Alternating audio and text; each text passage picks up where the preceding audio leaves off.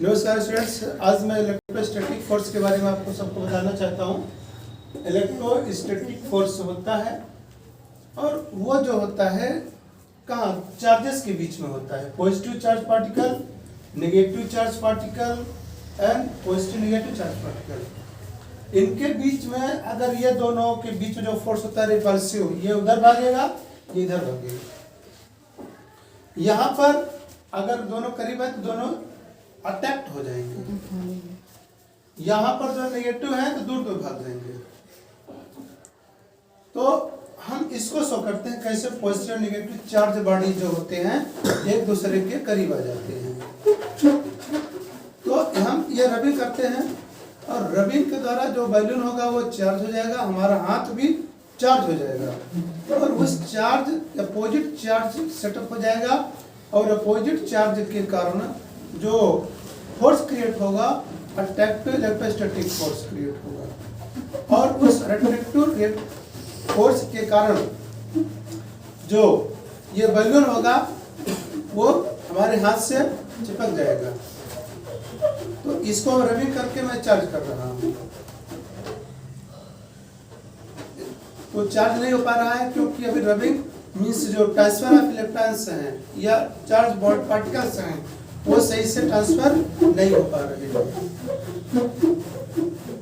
जब ट्रांसफर पर्याप्त मात्रा में हो जाएंगे mg से ग्रेटर, mg मीन्स मास और ग्रेविटी स्मॉल जिसको बोलते हैं, उसके प्रोडक्ट से ज्यादा इलेक्ट्रोस्टैटिक फोर्स क्रिएट होगा ऊपर की ओर, तब ये बैलून नीचे नहीं गिरेगा। अंडरस्टूड? देखिए अब ये बैलून नीचे नहीं गिर रहा है, हम पकड़े नहीं इसको, देख लीजिए पूरी तरह छोड़े हुए वल्ली एंड वल्ली यहाँ पर इलेक्ट्रोस्टैटिक फोर्स लग रहा है और जिसका डायरेक्शन ऊपर की ओर है। mg इसका नीचे लग रहा है लेकिन इलेक्ट्रोस्टैटिक फोर्स ऊपर चल रहा है और यहाँ पर ये बैलेंस हो गया। इस पॉइंट पर mg एंड ef दोनों इक्वल है। mg का डायरेक्शन नीचे, ef का डायरेक्शन ऊपर। तो अब ये कैसे हम शो कर सकते हैं?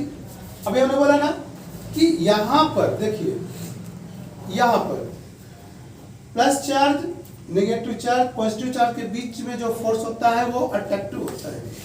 दोनों देखिए एक दूसरे के करीब आ जाएंगे और चिपक जाएंगे। उसी प्रकार से देखिए यहाँ पर हमारे हाथ की जो स्किन है उसके लेयर में और इस बैलून की दीवार में अपोजिट चार्ज सेटअप हो गए हैं और उसके कारण ये बैलून नहीं गिर रहा है और तब तक नहीं गिरेगा जब तक पूरा चार्ज का ट्रांसफर मीन्स हमारे फिंगर्स में, हमारे पाम में, हमारे हैंड में, हाथ में और इस बैलून में जब तक इक्वल मीन्स जो डिस्चार्ज नहीं हो जाता है, दोनों का ट्रांसफर ऑफ चार्ज जितना मतलब कि जीरो ना हो जाए, there will be no difference in potential, या means there will be no potential difference. जब तक पोटेंशियल डिफरेंस बना रहेगा तब तक ये गिरेगा नहीं। पोटेंशियल डिफरेंस का मतलब होता है कि जब एक प्लेट पर पॉजिटिव चार्ज, दूसरे प्लेट पर नेगेटिव चार्ज, तो यहाँ पर पोटेंशियल डिफरेंस हो रहा है और उस पोटेंशियल डिफरेंस के कारण ये प्लेट्स जो होता है एक दूसरे के करीब आती है ड्यू टू इलेक्ट्रोस्टैटिक फोर्स। तो इलेक्ट्रोस्टैटिक फोर्स में अभी हमने आपको दिखाया कि नीचे नहीं गिर रहा था क्योंकि जब किसी बॉडी पर, मान लीजिए कोई बॉडी है, mg इसका नीचे लगता है mg, और यहीं से जो इलेक्ट्रोस्टैटिक फोर्स था ऊपर क्यों लगेगा, इसको ef इलेक्ट्रोस्टैटिक फोर्स। और जब जितना ये हो गया मीन्स यहाँ पर mg इक्वल टू ef, तो बॉडी वही हैंगिंग कंडीशन में रहेगा, वही लटका रहेगा, न तो ऊपर जाएगा न नीचे। बैलेंस से यहाँ पर बैलेंसिंग स्टेट हो जाएगा, यहाँ पर बैलेंसिंग फोर्स लगेगा, बैलेंसिंग फोर्स। यहाँ पर वेट और इलेक्ट्रोस्टैटिक फोर्स बैलेंसिंग कंडीशन में हो जाएंगे। देयरफॉर ये हमारा जो बैलून था वो गिर नहीं रहा था और गिरने से क्यों बैलेंस हो गया, वहां पर बैलेंसिंग फोर्स लग रहा था। ये हुआ। अब अगर हम निकालना चाहें electrostatic force is directly proportional to amount of charges and inversely proportional to square of their distances. Means amount of charge जितने ज्यादा जिस रेशियो में बढ़ेगा उसी रेशियो में फोर्स क्या होगा, बढ़ेगा। अगर R को कांस्टेंट कर दें तो जैसे जैसे हम चार्ज बढ़ाएंगे अमाउंट ऑफ चार्ज वैसे वैसे फोर्स बढ़ेगा।